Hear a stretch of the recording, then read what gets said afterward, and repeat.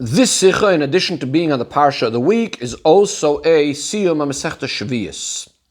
The Rebbe says that by the mitzvah of the land resting on the 7th year, the mitzvah of Shemitah, the Rambam says, mitzvahs haseh, there's a positive command, lishbois, to rest from the working of the land and working of the tree in the 7th year, as the Pasuk says, V'shav sa ha'aretz Shabbos la'Hashem, the land should rest a Shabbos to Hashem. Another Pasuk, B'charish u'b'katzer tishbois, you need to be resting from plowing and from reaping. So it's known the Chakira, the question is asked, is the mitzvah that the land should rest, as it sounds from the wording of the Psukim, V'shav sa ha'aretz Shabbos la'Hashem, Shabbos Shabbosei Niyeh la'aretz, Shnas Shabbosei Niyeh la'aretz, all Psukim that sound like it's a matter of the land resting, or as the Rambam says it elsewhere, that the mitzvah is Shatishbois ha'aretz b'shvius mimelachta, that the land should rest from its work, or is it a mitzvah that the person should rest from working the land? As in the Pasuk, B'charish v'katzer tishbois, you should rest from plowing and sowing, from plowing and reaping. And as the Rambam says, lishbois me'avodas haaretz, to rest from the work of the land and the work of the tree. Now, as far as the loisas is concerned, sodcha loisizmer, not to sow your field, not to prune your vineyards. It's obvious that the isur loisas is on the person, that he shouldn't work the land. The question is, however, regarding this mitzvah saseh, who is the mitzvah upon? One of the practical differences would be, if the mitzvah is that the land of a yid needs to rest, so then there's no difference who is the one that's causing that it shouldn't rest and doing work in the land. That means even if a goy is doing the work, the bottom line is that the land then did not have its rest, and the person owning that land, the yid owning that land, was over on a mitzvah saseh. On the other hand, if it's the obligation of the person that he, the yid, shouldn't work the land, so if a goy worked the land, worked the field, then there was no aveira done, there was no mitzvah saseh that was violated. Similar to this, there's a chakira and an argument regarding another mitzvah saseh of Shemitah, of the produce of the land. The Pasuk says, V'ashvis, in the 7th year, Tishmetena, you should let go of these fruits, and Natashta, you should abandon them. Again, is the mitzvah of Shmitas HaPeiros, of letting go of the fruit of the land, is it that the fruit that's produced on the 7th year, the Balabayis needs to make it hefker? As the Rambam puts it in Sefer HaMitzvah, Shetzifanu lahafkir, that the Eibishter commanded us to make hefker everything that grows in the 7th year. Or as he puts it in Sefer Hayad, lahashmit kol ma shetoitzi haaretz b'shvius, to let go of everything that the land produces in the 7th year. Or do we say that Shemitah works in a way that's called afkaita de malka? Hashem, the king, made it hefker, took it out of our possession. The Torah made the fruits of Shvius hefker, and that the owner has absolutely nothing to do with it at all. Again, a practical difference would be if the person clearly did not make it hefker. Let's say he made a fence around his field. He locked his vineyard. Now, of course, he was over on the mitzvah saseh. He's not allowed to do this. But if we say that it was his obligation to make it hefker, so even though, yes, he was over on the mitzvah, nevertheless, because he didn't make it hefker, another person is not allowed to come now and take it. And if he takes it, he's going to be over on the isur of gzela. On the other hand, if these things are afkaita de malka, Hashem made it hefker, it's essentially hefker, then one could come and take the fruits even against the will of the owner. The Rebbe now brings another practical difference that could be, but eventually the Rebbe is going to say that not necessarily this difference actually applies. So the Rebbe says like this: we know that the fruits of Shemitah are potter from Meiser because they're hefker. So now, if the obligation was that the person should make it hefker, so what should come out is that if he did not make hefker these fruits of Shemitah, again, for example, he made a fence around his field, then they should be obligated in Meiser.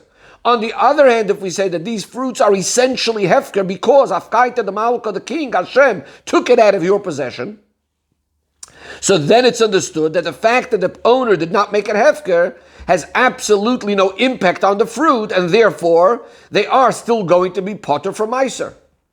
However, the Rebbe says it's possible to say that this last difference doesn't really apply, that really even if the person specifically did not make it hefker, and even if we say that it was his obligation to make it hefker, we might necessarily say it's still going to be exempt from Meiserus. Why?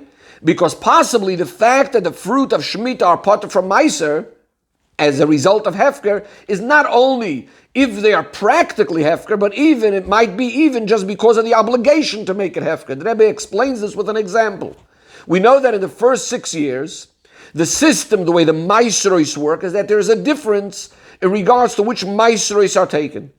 In the first, second, fourth, and fifth years, there is Meiser Sheni given. Meiser Sheni is the one that's taken to Yerushalayim to be eaten. On the third and the sixth year, instead of Meiser Sheni, Meiser Ani to the poor is given. Now, simply the reason, of course, is that we don't give all the Meiseros at the same time. Nevertheless, we don't find anywhere that anyone should say that if for some reason you did not give, for example, Meiser Sheni in the first year, so because Meiser Sheni wasn't given, now you need to give Meiser Ani. Obviously, clearly the idea is that the produce of that year, there is no obligation in the first year of Meiser Ani, regardless if practically you gave Meiser Sheni or not. And therefore we can apply the same thing over here in regards to the grain and the fruit of the 7th year, that since Torah gave you an obligation to make it Hefker, so therefore there is no obligation of Meiser that year, even if practically you didn't make it Hefker, and therefore the Rebbe says not necessarily we're going to have this practical difference in this particular case, whether it's the Torah made it Hefker or the person made it Hefker, but of course we still have that original difference that we said, that if it's the obligation of the person to make it Hefker, and he didn't make it Hefker, then if somebody else takes it, then he's stealing. So the Rebbe is now going to start off with trying to side with the opinion and the idea that it's afkaita de malka, and then the Rebbe is going to say that not necessarily is this proof going to be a proof. So the Rebbe says seemingly we can bring a proof that the hefker of Shemitah is afkaita de malka. Hashem takes it out of your possession and it's essentially hefker. From the wording of a medrash. The medrash says on the following pasuk, Giboirei koyach oisei devarei l'shmoya b'kol dvarei. This is a pasuk in Tehillim, describing the Yidden as those that are very mighty, strong, doing Hashem's will. Says the medrash that this refers to those people that keep Shemitah. Why are they called Giboirei koyach? Because here you have a Yid that sees that the fruit in his field is hefker, the trees are hefker, the fences were all breached, his fruits are being eaten, and yet he's holding back his Yetzer Hara and not saying a word. This is this particular strength of, we call him Giboirei Koyach. Now, from the wording of the Medrash, Roya, he sees that his field is Hefker. He sees that his trees are Hefker. It sounds like they're Hefker by themselves, not as if he made them Hefker. It sounds like it's Afkaita de Malka, that Hashem took it out of his possession, not that he made it Hefker. However, the Rebbe says it's not necessarily a proof. It could still mean that it's the obligation of the person to make it hefker. Because it could be that the Medrash is just describing the situation, how it is practically, that his field and his trees are hefker. We're not discussing how they became hefker. That means it's even possible that the Medrash also is of the opinion that it only became hefker because the owner made it hefker. And the only idea of why we're saying he sees that it's hefker doesn't mean that it became hefker without his knowledge. He's the one that made it hefker, but we can clearly understand that there's going to be a very, very big difference. Once he sees practically that his things are hefker and people are taking from them, obviously it's going to have a bigger impact, and we call him Giboirei Koyach, that nevertheless he's containing himself, even when he sees that his things are hefker and people are taking. So we don't have a proof from this medrash which way it is. Is it essentially just hefker because the Torah made it hefker, or was it the person's obligation to make it hefker? So now the Rebbe takes it to the other side. The Rebbe is now going to bring a proof to the opinion and the svara that letting go of your land is not afkaita de malka. It's not that the Eibishter made it hefker, but rather it's your obligation, the person's obligation. And this can be understood from the fact that the Gemara compares letting go of the land to letting go of money of your loans. The Gemara says on the pasuk v'zed dvar hashmita shamoit. This is the matter of the Shemitah. The person who is owed money needs to let go of his loans. So the Gemara says, from this double expression, Shemitah Shamoit, that the Gemara says that the pasuk is speaking about two Shemitahs. There's the Shemitah of the land and the Shemitah of money, of letting go of loans. Practically, the Gemara learns out from this that according to Rebbe's opinion, that would mean that Midoiraisa, the obligation of letting go of loans is only at the same time, at the time of the Beis HaMikdash, when Midoraisa there is the laws of Shemitah in his opinion, etc. Now, even though the Rabbanan don't agree with this general idea that these days Shemitah's Ksofim of letting go of a loan is only Midorabanan and not Midoraisa, but that's only as far as the timing of when this mitzvah applies. But they definitely do agree with this general concept that we do make a comparison between these two Shemitahs, the Shemitah of the land and the Shemitah of money of a loan. So now we're going to have a look how the Shemitah of letting go of a loan works, and then the Rebbe is going to draw a parallel and compare that and say that the same thing applies to the Shemitah of Karka of land. So in regards to the Shemitah of money, letting go of a loan, the Mishnah says in the end of Masechta Shviyos, Hamachzer Chayv b'Shviyos, a person pays back after Shemitah a loan that he owed previously, and now Shemitah had passed, and now he wants to pay it back. The person who lent the money, the lender should say, Mishamet ani, I'm letting go, I'm canceling the loan. If the person says, Afal Pike, nevertheless, I want to pay, so then he should accept it from him, because the pasuk says, V'zed dvar hashmita, which we understand as meaning that he had dvar hashmita, the word of the Shemitah. In other words, he had to say that he was letting go of the loan, but once he did his part, the person could pay him back. Says the Rebbe, if Shemitah would be a situation, if the Shemitah of the loan would be in a way that Afkaita the Malka that Hashem automatically just cancels the loan, there is no debt anymore. So what does the Mishnah then mean by saying Hamachzer Choiv, someone that's paying back a debt? There is no debt. And what would it mean when the lender is saying Mishamet ani, I am canceling? He can't cancel anything. There is no loan to cancel. And furthermore, when the Mefarshim go and explain that the Loiva says Afal Pike, nevertheless, the Mefarshim say, what does it mean nevertheless? That I want to pay the debt. What do you mean lefroya, to pay back the debt? You don't owe anything. So all of that seems to imply that clearly it's not automatically that it's canceled. Rather, there is something that the lender over here is the one that's causing the loan to be canceled.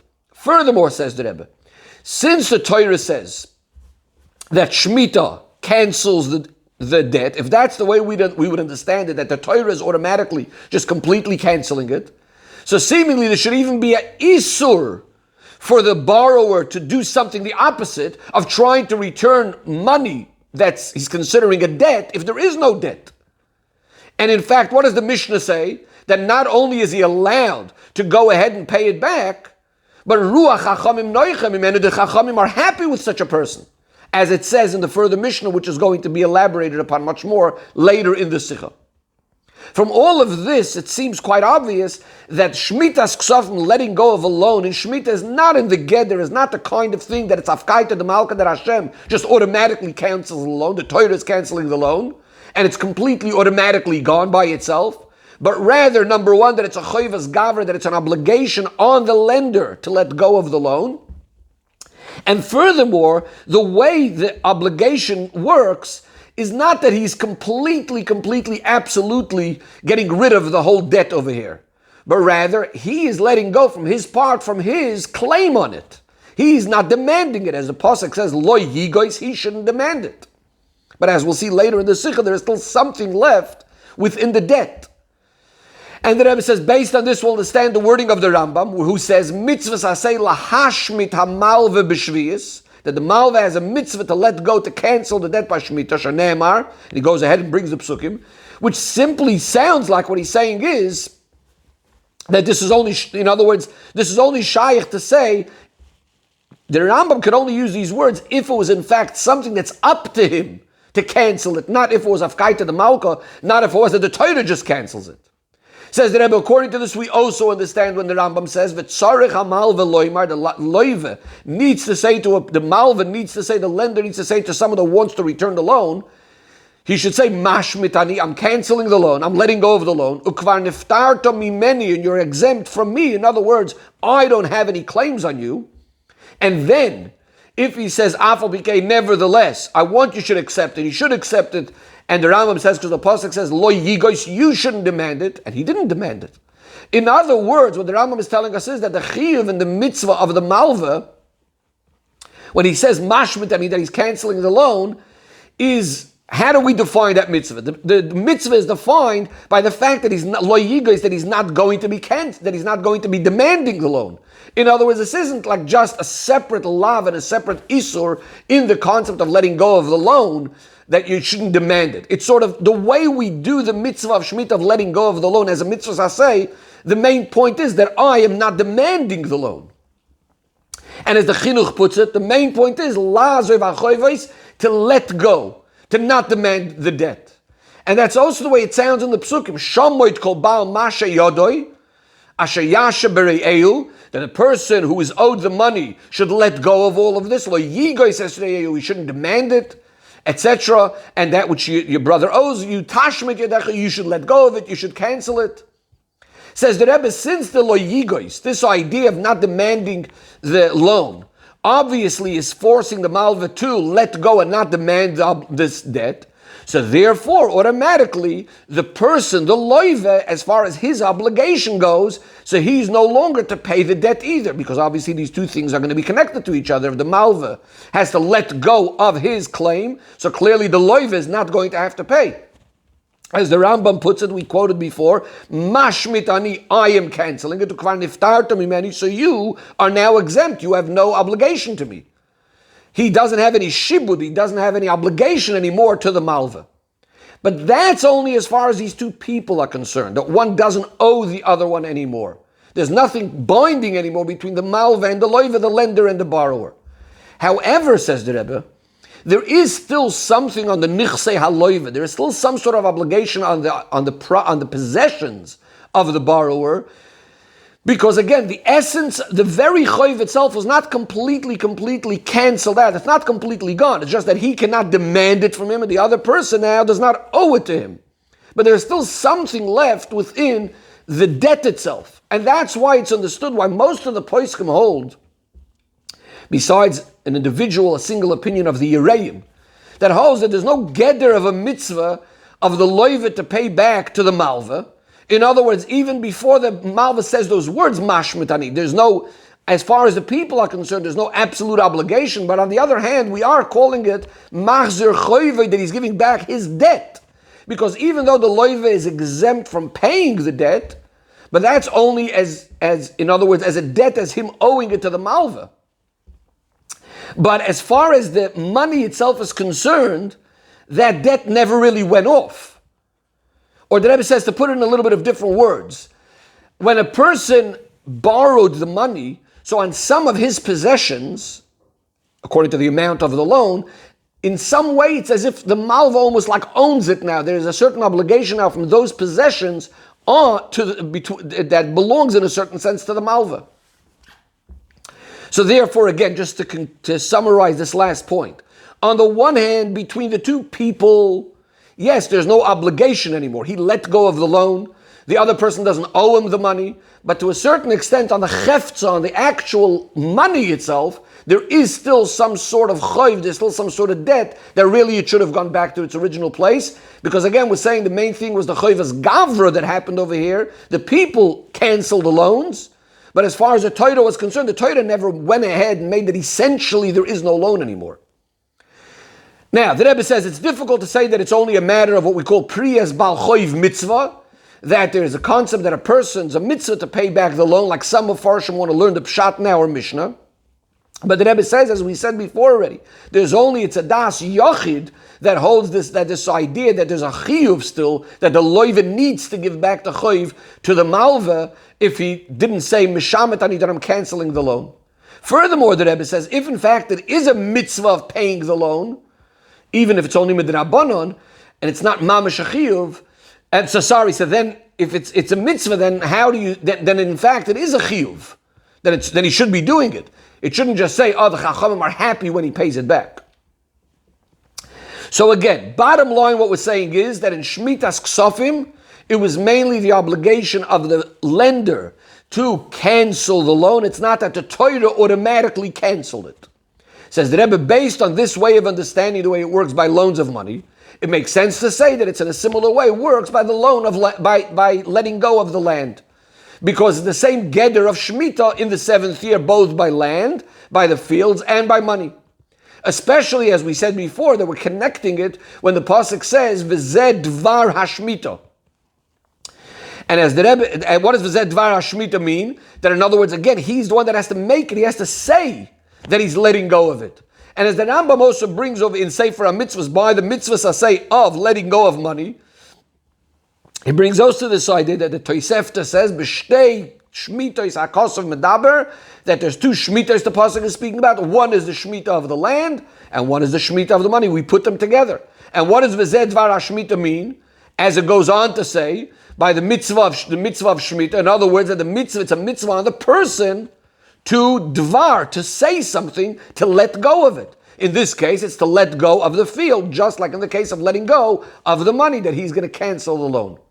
The only difference between the two will be is that by letting go of the loan, the main point, as we said before, was that lo yigois esreu, he's not allowed to demand the money anymore, but there's still in some way the shibud of the chefza, the money in itself, we can't say that there's no debt at all anymore on that money.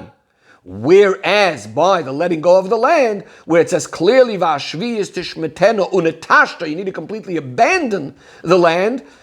So clearly over here, the peiros and the produce and the grain, etc., are absolutely, completely hefker, different again to the loan. Says the Rebbe, based on this explanation of how it works by letting go of a loan, and the way we explain hamachzor chayiv b'shviyis, ruach chachamim noichem imenu, that if a person does return the loan, the chachamim are happy because, as we explained, in some way there was still an obligation left, not on the person, but on the money, on the object. We'll also now understand the continuation in that Mishnah all the way at the very end of Masechta Shviyos. And the Mishnah brings another two cases where the chachamim are happy with someone that did something that seemingly he wasn't obligated in. So number one, haloivim in a geir, someone borrowed money from a geir. Now here we had a geir that became a convert along with his children. Now we know that al pi Torah, once he becomes a geir, we know the concept of ketinuk shenoy ladami, there's no real relationship anymore between the father and the children. So he borrowed the money from this geir, and so he does not have to return it to the children because according to Torah, they're not actually considered children, etc. Nevertheless, the Mishnah says if he does give it back, ruach chachamim noichem, and the chachamim are very, very pleased with him, etc. Another case, kala metaltalin niknin b'meshicha, movable objects, the way they become acquired by a buyer from the seller is not just by the person saying, I'm going to sell it to you, or I'm going to buy it from you. It's not even just by giving money, but he actually has to move it. What about if he didn't move it? Says the Mishnah, V'chala makayim is dvarei, but if they still keep their word, they had made up, they're going to buy it, sell it, etc., even if there was no Mashicha made, ruach chachamim noichem imenu, again the chachamim are happy with this person. The connection between these two cases, to the first case of the person giving back his loan after Shemitah, is not only because these are three cases that the Chachamim are happy with this person, but also in the reason of why the Chachamim are happy with him. That is, just like when a person gives back his debt of Shemitah. So again, we said, there's no obligation and shibud from the person.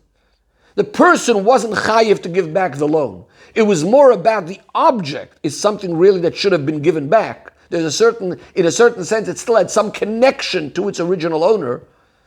And for this reason, we say that you're not obligated, but it's just the Chachamim are happy when you gave it back. So too in the other two cases, that there's no shibud of the person. The person wasn't obligated to give it back, whether it's the loiva giving to the children of the geir, or the buyer needing necessarily to give it to the seller necessarily needing to give it to the buyer, where the buyer never even made the Mashicha. But again, it's a shibud of the chefza, the object. There was some sort of shibud, as we will soon see, and this is why the Chachamim are happy when the transaction goes through, or when the person gives back the money to the children of the ger, as the Rebbe will soon explain. Furthermore, the Rebbe says, to add another point, according to a general rule in the way Mishnayos work, when we have a few cases in one Mishnah, in the majority of cases, the way it works is something called loizu afzu. That means the Mishnah will say one thing, and then will tell us the next case, which is even a bigger chidush, more of a novelty, And then if there's another case, that means there's something in some way more novel about that next case. So we have to say that the three cases of our Mishnah as well are set up in a way that each one of the later cases somehow has some sort of chidush in why it is that the Chachamim are happy with this person compared to the previous case. In order to understand this, the Rebbe first looks at some diyukim in the Mishnah. In the first case, why does the Mishnah have to say, Lo yachzor lebanav, you don't return it to the children, in the case of the ger? It could have just said, someone that borrows from a ger, that his children became gerim also, if he returns it to the children, the Chachamim are going to be satisfied, are going to be happy, which you would have understood already, that clearly he wasn't obligated to give it to the children, but the Chachamim are happy. In the next case, when we speak about kol hametaltel and niklin b'meshicha, that all movable objects only become the buyers once he moved it. But then kol hamakayim is dvari, if nevertheless they keep their word to each other. Ruach hachamim noicha mimenu. Again, it's not understood as the Mefarshim ask. The Mishnah is mainly coming to tell us the maila of kol hamakayim is dvari. If a person keeps his word, even though there was no obligation, the Chachamim are happy. So it's not a place of explaining the dinim of kinyanim, of the way things are acquired by each other. That's not the place over here. That's explained elsewhere in Mishnayos. And in fact, this idea of keeping your word doesn't only apply when acquiring movable objects. It applies in so many cases. So then why do we need to give this introduction of kol hametaltel and nikrin b'meshicha? It could have just been a simple Mishnah. A person keeps his word even though there was no obligation. The Chachamim are happy. So the Rebbe says the explanation is, the simple meaning of Ruach Chachamim Noichem Mimenu means that the Chachamim like this person. It is very good in their eyes what this person had done. And what this means is not only because he fulfilled and he did a separate mitzvah over here, so to speak. In other words, the idea that he's keeping his word or whatever it is, or he's not doing an isur, even though he wasn't obligated, and the Chachamim are happy by him keeping his word and not being over on some other thing, but rather that somehow what this person is doing is bringing some benefit within this transaction or whatever is going on here itself. In our case, the Rebbe is going to apply this to all three ideas. And the Rebbe says, when we speak about the idea of a loan, when we speak about the fact that the Chachamim are happy with this person, the fact that he did a good thing, even though he wasn't obligated, what is the benefit? What is the mila that's happening over here? It's not only an aside idea. He's doing something that we're happy that he's doing things that he's not obligated in, but rather it somehow impacts within the halva itself, within the loan itself. And the Rebbe explained, within a loan, and so too when you have a kinyan, acquiring something, generally you have three aspects, three subjects. We have the malva, we have the lender, we have the loiva, the borrower, and we have the money that was being lent, and which is making that connection between the malva and the loiva. So now, to apply this by the person giving back the loan in Shemitah, we said that the ruach hachamim noichem imenu, there is something happening in regards to all of these three that the Chachamim are happy about. The malva, the lender who is now getting back his money, and he had done a mitzvah, the mitzvah of kesef talva, to lend money. So the Chachamim are happy from the fact that because this person is now getting back his money, so now he is not going to suffer, so to speak, any loss as a result of his mitzvah. So the Chachamim are very satisfied and very happy. Here he had a person that did a mitzvah and he's not going to have a loss. As far as the loiv is concerned, so there's 2 points that Rebbe says. First of all, the malva had done him a favor. The Rebbe uses the expression, biru de shasis minay. It's like the well from which you have drunk. You had a benefit from this person. So the Chachamim are happy from the fact that the loiva has this feeling to pay the malva back, again, although he's not obligated to, but that he is paying him back. In addition to the benefit that the loiva is going to have himself, that if he ever needs a loan again, clearly this man will be happy to lend him the money again. And then in regards to the object of the loan, the money itself, the actual loan itself, the debt itself. So since, as we explained earlier in the Sicha, there was still some sort of shibud remaining on this object. Again, although there was no chiyuv on the loiva to pay it back, but there was still something of this loan that was not canceled out completely as far as the object was concerned. So the Chachamim are happy when this chayv, when this debt is taken care of. Now we move on to the second case. And here we're going to see that it's only going to apply what the Chachamim are happy about, that there's a benefit happening only in two of these. And that's going to be the Chiddush, that nevertheless the Chachamim are happy, even though it wasn't all three things that needed to be dealt with. So the Rebbe says, in the case of the person that borrowed from the Geir, and his children became Geirim, and we say you don't pay back to the children, but if you do, the Chachamim are happy. So here too, the fact that the Chachamim are happy are not only because of some sort of side point, that, if the children don't get paid back, they might, Chas v'shalom, go back to their bad ways, want to be Goyim, etc., etc., but rather there's a benefit again within the loan itself. But in this case, it's only going to be regarding two things, regarding the loive, the borrower, and the object of the loan, of the debt, the money. And that is, since the loive had a benefit from the geir, and he borrowed money from him in order to pay it back, so even though the death of the geir caused that now al pi halacha he's technically exempt from paying, but since he took it upon himself to pay originally, so in some sense, by him there is still some sort of a continuation of this chayv, of this debt, and therefore again there's that midah toiva if he does give it back. Similar to what we said before. So too as far as the money itself, the debt itself. So although yes, it's true, there is no malva anymore to give it back to, the lender is no longer around to give the debt back to, but the actual shibud, like we said before, the actual obligation on the loiva, on the borrower's possessions, in the amount of this debt, it's almost as if it doesn't belong to him. There is money within his possessions, that on that money there is some obligation that it needs to go somewhere. Whoever sort of took off that shibud was never canceled. And therefore there's still some room to give back that money. Now who's he going to give it back to? Obviously the only one that the money has some sort of connection to is to the children. Now, yes, it may be because of a technical reason, we don't want them to go back to their bad ways, etc., etc., but there is some sort of connection to them, and therefore, if he gives it back to his children, the Chachamim are going to be very, very happy. So that's two things. Again, there's the good aspect from the loivis perspective, that he's doing the right thing, he's doing a good thing, he's doing a nice thing, as well as the object of the money is leaving its shibud now, it's going to now leave the loivis possessions. As far as the third one, the malva, well, clearly you can't say there's any benefits for the malva. The malva is no longer here anymore. And again, the children are not considered yorshim. They're not the gedder of the malva. So we can now understand also the question we asked before, where the Mishnah started off by saying, Lo yachzor lebanav, you don't originally return the money. You don't have to return the money. Even though it could have been understood from the fact that we say that if you return it, the Chachamim will be happy, which would have implied you weren't obligated. Because it's coming to emphasize the idea that the loiva and his children, the geir and his children, have absolutely no connection to each other. Not only from the perspective of halacha, because they are not the gedder of the malva, and that the loiva has absolutely no shibud to these people, but even as far as the ruach hachamim, really technically there's no connection to these children.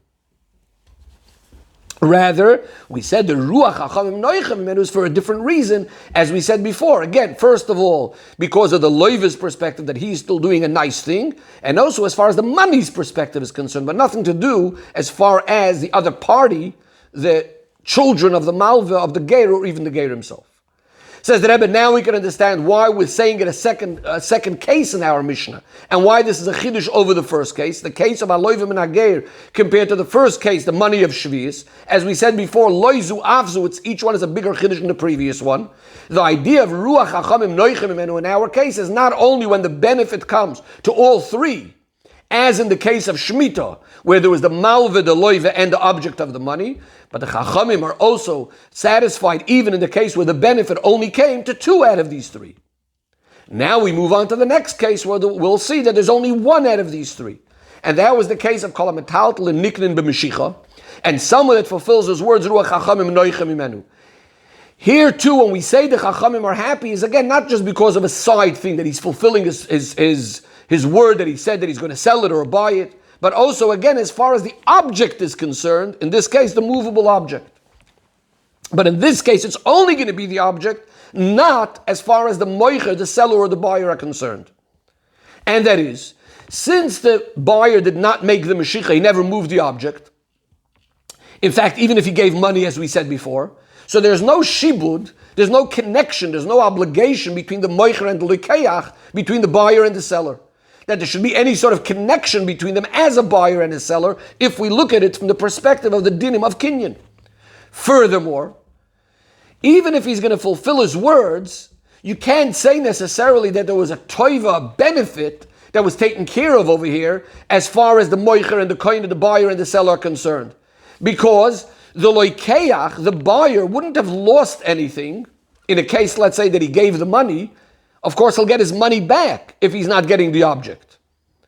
But there is something as far as the object is concerned. That means the moment there was an agreement made that it's going to be sold, so these movable objects in some way became connected to this koine by the words of the moicher that he is going to sell it, or because the loikeach, the buyer, gave money for it.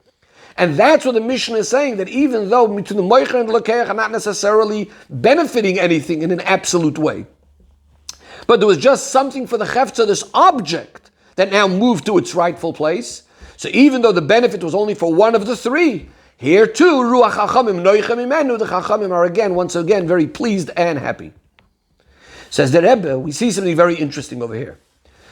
In regards to this whole din of Shmitas Ksofim, we see two opposite ideas. On the one hand, we're saying that the idea of Shmitas Ksofim, Shomoit Kol Baal Masha Yodeh, and Lo Yigis Esreyehu, is more of a negative idea. In other words, that there's a matter of canceling, letting go, not collecting the loan, and therefore, we said, the Chacham are going to be very satisfied with what you did. Because the person was supposed to let go of the loan, and as long as he did that technically, there's no obligation. So there's this idea of canceling. In other words, it's more a matter of negative. So too, the idea of Shemitas Karkois, V'shav Sa'aretz Shabbos LaHashem, we say Sot Cholei Sizra, not to sow your fields, and to prune your vineyards, and a Sviach Tzir Cholei Siktzar, those things that grow by themselves, you're not allowed to cut down and harvest, and so too with the grapes, it's a year of a Shabbos to Hashem, etc., etc. So it's more a matter of the negative, that the land shouldn't be worked. So it's more a matter of the negative aspect. On the other hand, we say that this very thing itself of negative needs to be expressed through a positive action, through your speech, a positive speech. You need to do something in order to cancel or to make hefker these things. As we said before, if a person wants to give you back the money, you need to say, I'm canceling the loan. As it says, which we said means you actually have to say the words that it's being canceled. According to some opinions, this is a mitzvah midoraisa to say those words. The Rebbe says in the continuation of the mitzvah, there's another case of Ritzeach shegolol ir miklot. If a Ritzeach went to the ir miklot, the people of the city want to honor him, he should say Ritzeach ani that Hamar Ritzeach. If they say nevertheless, we want to give you the honor, then he could accept it because it says v'zed dvar haritzeach. So in that case, it's more a matter of they shouldn't give him honor by mistake, as it says clearly in Yerushalmi, that when they give him honor, it's because they think that he knows two mesechtas, or that he knows one mesechta. If a person, they think that he knows two mesechtas, and he knows one mesechta, needs to tell them that he doesn't know two mesechtas, etc. But that's different to our case, where there is this idea that he needs to say, this is the mitzvah, that he needs to say that he's canceling the debt. So the Rebbe is going to explain how Pichsid what these two ideas are. On the one hand, it's more of a negative, he's canceling the debt, there's no debt. But he also has to say it, there's a dibur. So the Rebbe says, according to Chassidus, we know that the year of Shemitah, the 7th year, is the Sphira of Malchus. And here we have these two ideas. On the one hand, we speak about the bitul that Malchus has in comparison to all of the previous spheres, the higher spheres. It's bottled to the previous spheres. On the other hand, we say the Sphira of Malchus specifically is the idea of dibur. Malchus represents the concept of speech. And therefore, in the year of Shemitah, we also have these two ideas. On the one hand, v'shav sa'aretz, it's a matter of not working the land is resting, it's more that negative aspect. Loi sizra, we're not sowing it, and so too, we need to let go of those loans.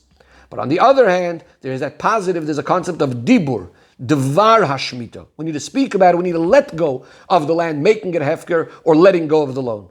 So the Rebbe, now we could also understand the words of the Medrash that we quoted before, that Shoimrei Shvius are called Oisei Devaroi, L'shmoya b'kol dvoroi. Usually the normal expression will be those that do his mitzvahs, those that do his chukim. Why dibur over here? Because Shemitah is specifically connected to this idea of dibur. And as the Medrash also proves the fact that we're speaking about those that keep Shemitah, the Medrash actually learns from this pasuk that we said. It says over here, oisei devoroi, and by Shemitah it says, v'zeh dvar ha-Shemitah. So just like the dover that says over there, by Shemitah is speaking about those that keep Shemitah, so to dvoroi that it says over here is speaking about people that keep Shemitah. Says the Rebbe, with this will be more geschmack that the Masechta Shviyah specifically finishes off with this idea of kala makayim es devoroi. Those that keep their words. The Ruach Chachamim Noichem Imenu, the Chachamim are specifically happy and pleased with this person.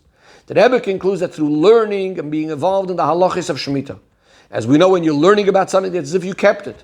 We're going to hasten the time that the pasuk says, Rotziso Hashem Artzecha, that the Eibishter is satisfied with his land. When we keep the Shemitah, Shavta Shvis Yaakov, that those that were the captives of Beis Yaakov come back from their captivity and are returned. And then the pasuk says, Hashem Yitin HaToiv Artzeinu Titin Yevula. Hashem gives us all the good, and the land gives us all of its produce. And we become those giboirei koyach oisei dvari l'shmoya b'kol dvari. We keep the mitzvah of Shemitah, keeping it, fulfilling it in the simple sense, in the literal sense, in Eretz HaKodesh and Midoiraisa, b'karev mamash, when the Eibishter will fulfill His words. Dvar Hashem zeh haketz, the end of Golus. And v'hoisel Hashem amlucha b'vias Mashiach tzedkeinu v'yolicheinu kaimemiyus la'artzeinu.